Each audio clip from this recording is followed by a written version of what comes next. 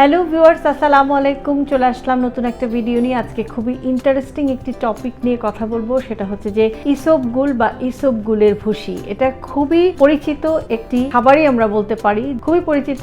অনেকেই দেখা যায় যে কোষ্ঠকাঠিন্য বা কনস্টিপেশন এবং হজমের সমস্যার জন্য নিয়মিত ইসবগুলের ভুসি খেয়ে থাকেন। এর ইংরেজি নাম হচ্ছে সেলেনিয়াম হাস। প্লান্টাগো ওভাটা নামে এক ধরনের গাছের বীজ থেকে এই ইসবগুলের ভুসিটা তৈরি হয়। এটা হলো একটা সলিউবল ফাইবার বা আঁশ, এবং এটাকে বলা হয় যে ন্যাচারাল ফাইবার সাপ্লিমেন্ট। এটা কনস্টিপেশন বা কোষ্ঠকাঠিন্য প্রতিরোধে একটা বড় ভূমিকা পালন করে। কিভাবে? যখন ইসবগুলের ভুসিটা খাওয়া হয় তখন দেখা যায় যে এটা স্টুলটাকে, এটা একটা বাল্ক ফর্ম করতে সাহায্য করে এবং পাশাপাশি স্টুলটাকে সফট করে, যেটা খুব ইজিলি মলদার দিয়ে পাস হয়ে যেতে পারে। এছাড়াও যেভাবে এটা কনস্টিপেশন দূর করে, আরেকটা জিনিস হচ্ছে যে এটা কিন্তু হজমে সাহায্য করে। পাশাপাশি এই ইসবগুলের ভুসিটা কিন্তু অনেক সময় দেখা যায় যে ডায়রিয়া ট্রিটমেন্ট হিসাবেও এটা ব্যবহার করা হয়। কেননা ইসবগুলের ভুসির আরেকটা কাজ হচ্ছে যেটা ইন্টেস্টাইন থেকে পানিকে অ্যাবজর্পশন করে নেয়। সে কারণে ডায়রিয়ার সময়ও কিন্তু অনেকেই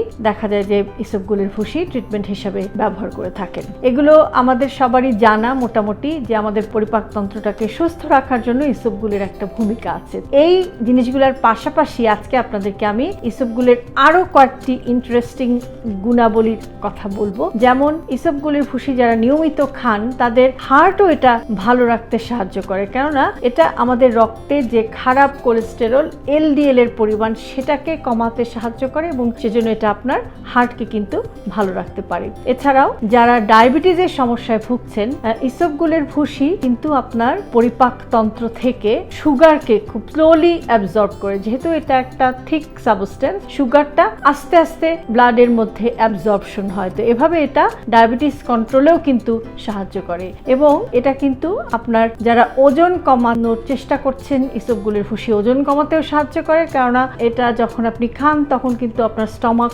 অনেকক্ষণ ফুল থাকে এবং তাতে এক্সট্রা ইটিং গুলো হয় না, ওভার ইটিং হয় না, এলোমেলো ইটিং গুলো হয় না, এবং যে কারণে কিন্তু এটা আপনার ওয়েট ম্যানেজমেন্টেও কিন্তু ইসবগুলের ভুসিটা কন্ট্রিবিউট করতে পারে। আরেকটা জিনিস হচ্ছে যে আপনার কোলন থেকে বা পরিপাকতন্ত্র থেকে বিভিন্ন ধরনের টক্সিন বা দূষিত যে পদার্থগুলো আছে সেগুলোও কিন্তু এটা বের হয়ে যেতে ইসবগুলের ভুসিটা আপনাকে সাহায্য করে। তো অনেকভাবে ইসবগুলের ভুসি কিন্তু আপনার হেলথের উপরে একটা ভালো ইম্প্যাক্ট রাখে। তো এখন প্রশ্ন হচ্ছে যে আপনি কিভাবে খাবেন ইসবগুলের ভুসিটা এবং কখন খাবেন। ইসবগুলের ভুসিটা আমরা খেতে পারি, সেটা হচ্ছে যে আমরা একটু তরল কিছু দিয়ে এটাকে, বিশেষ করে আপনি একটু কুসুম গরম দুধ দিতে পারেন, একটু পানি দিতে পারেন, একটু জুস দিতে পারেন, যেভাবেই হোক 1 থেকে 2 চা চামচের মতো আপনি কিন্তু ইসবগুলের ভুসি ভাবে রেডি করে নিলেন। কিছুক্ষণ এটা একটা তরলের মধ্যে মিশ্রণ যেটা, সেটা কিছুক্ষণ রেখে দিয়ে তারপরে আপনি এটা খাবেন।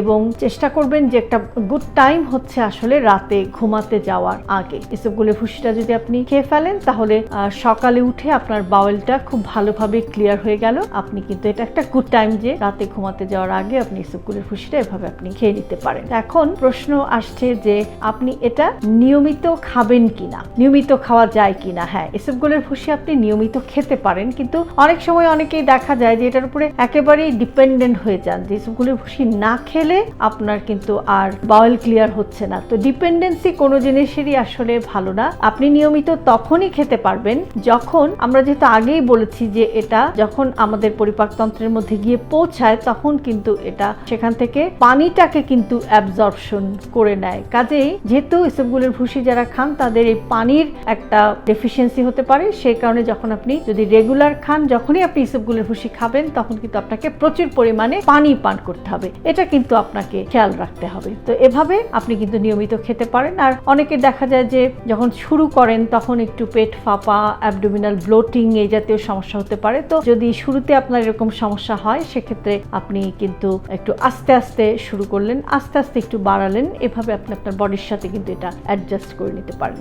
যারা বিভিন্ন মেডিকেশন খান তারা এটা কিভাবে খাবেন, যেহেতু অ্যাবজর্পশনের একটি প্রশ্ন আছে, তো সেই কারণেই ওষুধ আমরা যখন খাই ওষুধটা আমাদের বডিতে ঠিকমতো অ্যাবজর্পশন হওয়া প্রয়োজন, তা না হলে কিন্তু ওষুধের কার্যকারিতা থাকবে না। তো যেহেতু এটা একটা থিক সাবস্টেন্স, আপনি যদি ইসবগুলের ভুসি খাওয়ার সাথে সাথে ওষুধ খান তাহলে দেখা গেল যে এই যে থিক জিনিসটার কারণে কিন্তু আপনার ওষুধটা অ্যাবজর্পশন হবে না। কাজেই আপনি যখন ওষুধ খান তখন চেষ্টা করবেন যে ইসবগুলের ইসবগুলের ভুসিটা আপনি কোনো মেডিকেশন নেওয়ার বেশ কিছু সময় আগে অথবা মেডিকেশন নেওয়ার বেশ কিছু সময় পরে খাবেন, যেন ওষুধটা আপনার ইন্টেস্টাইন থেকে ঠিকমতো অ্যাবজর্পশন হয়ে যেতে পারে, ইসবগুল যেন বাধা হয়ে না দাঁড়ায়। আরেকটা জিনিস হচ্ছে যে বিভিন্ন ধরনের ওষুধ যারা খান তারা যখন ইসবগুলের ভুসিটা খাবেন তখন আপনারা একটু আপনাদের নিজস্ব ডাক্তারের সাথেও কিন্তু একটু কনসাল্ট করে নেওয়ার চেষ্টা করবেন যে কখন কিভাবে আপনারা এই ইসবগুলের ভুসিটা খাবেন এবং কতদিন খাবেন। আমি আবারও বলছি যে আপনারা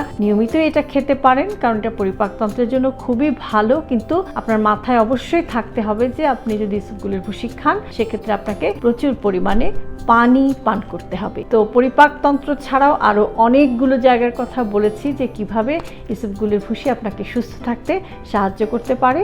তো আমার আজকের ভিডিওটি যদি আপনাদের কাছে ভালো লেগে থাকে তাহলে অবশ্যই ভিডিওটিতে একটি লাইক দেবেন, কমেন্ট করবেন, আপনার ফ্রেন্ডস অ্যান্ড ফ্যামিলির সাথে ভিডিওটি শেয়ার করবেন। আমার ফেসবুক পেজ, আমার ইউটিউব চ্যানেল এবং আমার TikTok account with doctor Shahnaz Chowdhury আপনারা ফলো করবেন। ইনশাল্লাহ আগামীতে আবারও আপনাদের সামনে হাজির হয়ে যাব নতুন আরেকটি ভিডিও নিয়ে। সে পর্যন্ত সবাই সুস্থ থাকুন, নিরাপদে থাকুন।